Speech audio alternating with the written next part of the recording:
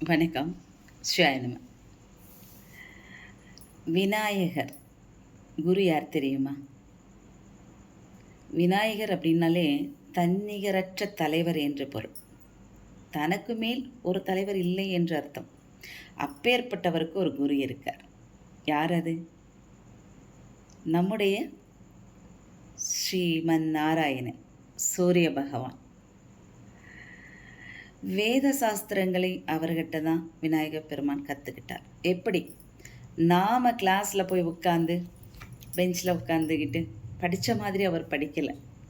அப்படி பாடம் கற்றுக்குவது அப்படிங்கிறது ஒரு சுலபமான விஷயம் அல்லவே. சூரிய பகவான் மிகவும் சூடு உள்ளவர்,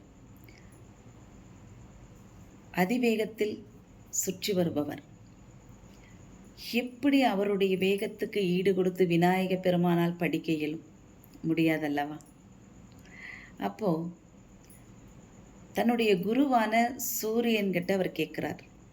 அப்போ சூரியன் சொல்கிறார், நான் தினமும் ஸ்ரீமன் நாராயணனை வழிபடக்கூடிய நேரத்தில் வலம் வந்து பாடம் கற்றுக்கொள்ள வேண்டும் என்று.